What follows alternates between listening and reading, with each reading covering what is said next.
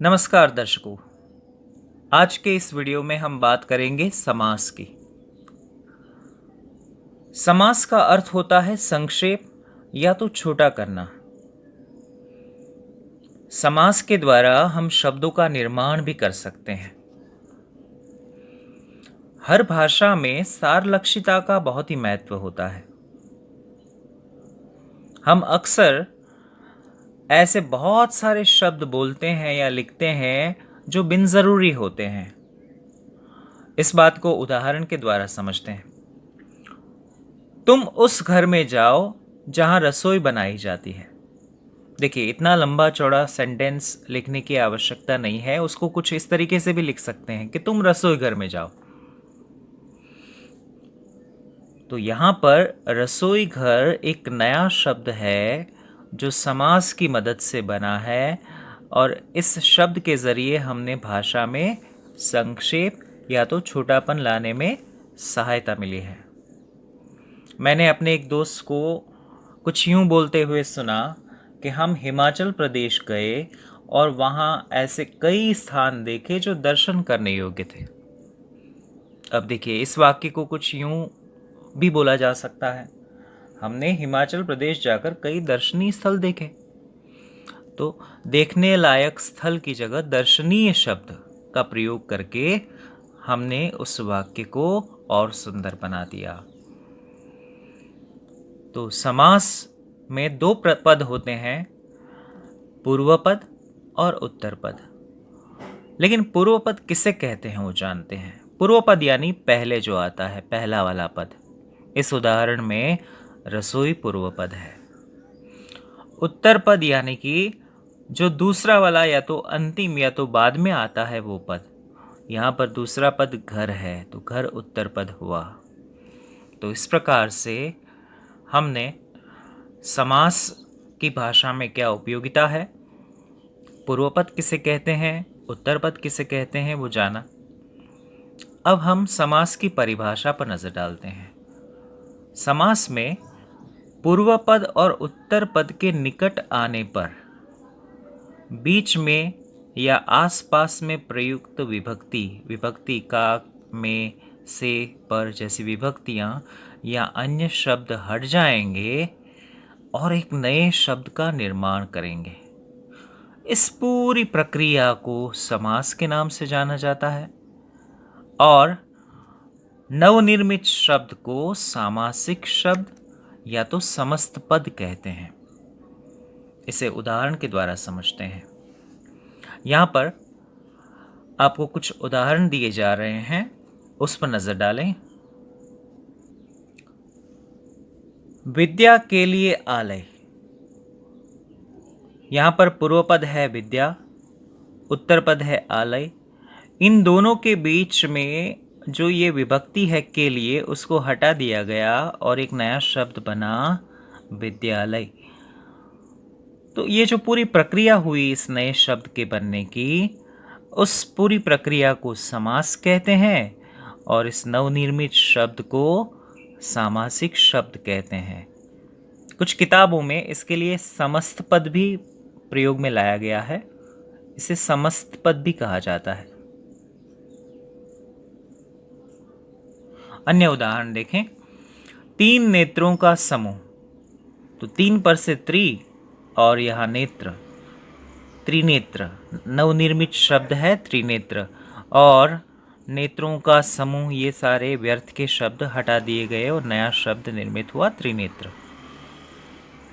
कमल के समान नयन। तो पूर्व पद कमल और उत्तर पद नयन दोनों जुड़े और बीच के जो ये व्यर्थ के शब्द हटा दिए गए।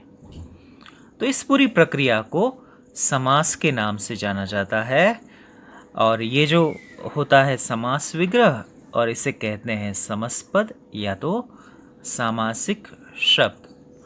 तो भाषा में समस्त पदों के प्रयोग के जरिए हम सारलक्षिता ला सकते हैं। समास के कुल मिलाकर 6 भेद हैं। उनमें से सबसे पहला भेद द्विगु समास। प्रारंभ करते हैं। सबसे पहले उदाहरण पर नजर डालें। तीन रंगों का समूह, यह है समास विग्रह, और समस्त पद है तिरंगा। यहाँ देखिए 3 और रंग, पूर्व पद और उत्तर पद, और पूर्व और उत्तर पद को जोड़ के तिरंगा एक नया शब्द बना। 4 राहों का समूह, चौ पूर्व पद है और राहा उत्तर पद है, नया शब्द बना चौराहा।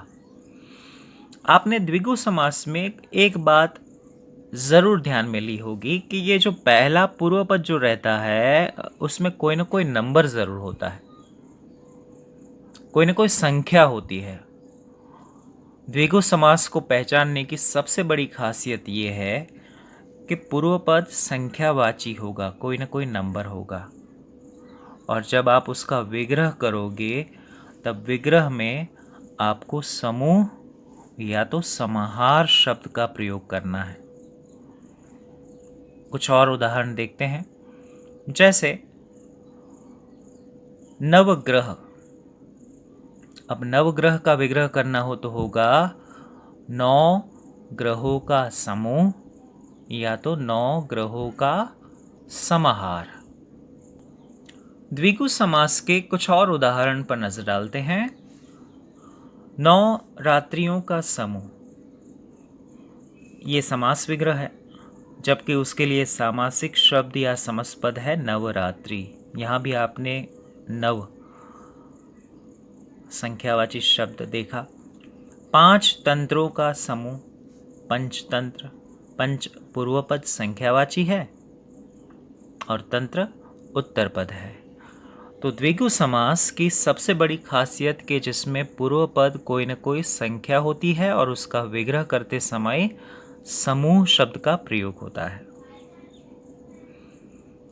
अब हम बात करते हैं दूसरे प्रकार द्वंद्व समास की। द्वंद्व समास के उदाहरणों को एक बार ध्यान में लेते हैं। सुख और दुख, ये विग्रह है और समस्पद है सुख दुख। कृष्ण और अर्जुन, उसके लिए समस्पद हुआ कृष्ण अर्जुन। रोटी आदि, आदि मीन्स एक्सेट्रा, उसके लिए विग्रह, उसके लिए समस्पद हुआ रोटी शोटी। तो एक कॉमन बात द्वंद्व समास में आपने देखी कि दोनों पदों के बीच में हाइफन होता है, योजक चिन्ह होता है। आपको परीक्षा में 2 प्रकार के सवाल आते हैं कि आपको समस्पद दे दे और कहा जाए कि उसका विग्रह करिए, या विग्रह दे दे और बताया जाए कि इसके लिए समस्पद कौन सा है और उसका प्रकार कौन सा है, वो बताइए। तो हम भेद को कैसे पहचाने उसकी खासियत ध्यान में लेंगे कि इसमें पूर्व पद और उत्तर पद दोनों प्रधान होते हैं, दोनों मुख्य होते हैं और बीच में योजक चिन्ह का प्रयोग होता है। दूसरी खासियत ये होती है कि या तो ये एक दूसरे के विलोम शब्द होंगे, जैसे सुख दुख, आशा निराशा, लाभ अलाभ, या फिर साथ में प्रयुक्त शब्द होंगे। साथ में प्रयुक्त शब्द मतलब जैसे दाल चावल, जैसे दूध दही, जैसे कृष्ण अर्जुन, जैसे जय वीरू, ये एक दूसरे के विलोम नहीं है बल्कि साथ में प्रयुक्त शब्द हैं। या तीसरी पॉसिबिलिटी ये होगी कि पहला वाला पद होगा वो सार्थक होगा, मीनिंगफुल होगा, और दूसरा वाला जो पद होगा वो विदाउट मीनिंग होगा, यानी कि निरर्थक होगा। जैसे पंखा वंखा, चाय वाय, रोटी शोटी, पार्टी शाटी, तो उसमें दूसरा वाला जो पद है उसका कोई मीनिंग नहीं है, लेकिन भाषा में उसका प्रयोग ज़रूर हो रहा है। तो ये 3 पॉसिबिलिटी, विलोम शब्द, या तो फिर साथ में प्रयुक्त शब्द, या तो सार्थक निरर्थक शब्द जहाँ पर देखे जाएं, उस समास का नाम है द्वंद्व समास। और द्वंद्व समास में दोनों पदों के बीच में योजक चिन्ह अवश्य ही होता है। अब इस बात को हम कुछ अन्य उदाहरणों के द्वारा समझते हैं। इससे पहले द्वंद्व समास का विग्रह कैसे होता है वो भी जान लेते हैं। यदि विलोम शब्द या तो साथ में प्रयुक्त शब्द का युग्म हो, जोड़ा हो, तो और, तथा या लगाकर उसका विग्रह कर सकते हैं। जैसे ये आशा निराशा, ये एक दूसरे के विलोम है, अपोजिट वर्ड है।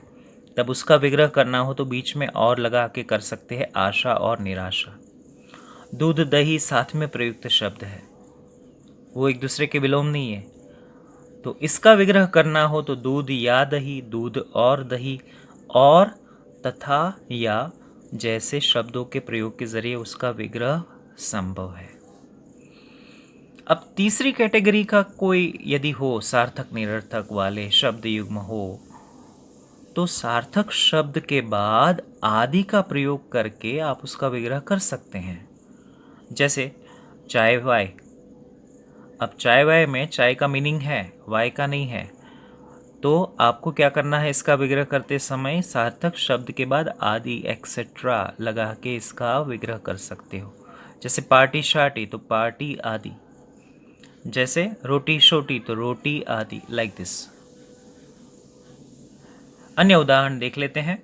राजा और रंक, इसमें और से विग्रह किया गया है, जबकि इसका समस्त पद बनाना हो तो कैसे बनेगा, बीच में योजक शब्द लगा दे, योजक का चिन्ह लगा दे, राजा रंक। तूफान और आंधी और तूफान, तो यहाँ आंधी तूफान। पार्टी आदि, पार्टी योजक शार्टी। तन और मन, तन मन। तो इस प्रकार से द्वंद्व समास की पहचान संभव है और उसका विग्रह भी कर सकते हैं। तो आज के इस वीडियो में हम केवल द्वंद्व और द्विगु इन दोनों प्रकारों की ही बात करेंगे। अगले वीडियो में हम शुरू करेंगे प्रकार नंबर 3 और 4। अगले वीडियो में बहुत जल्द मिलेंगे, तब तक के लिए अलविदा, धन्यवाद।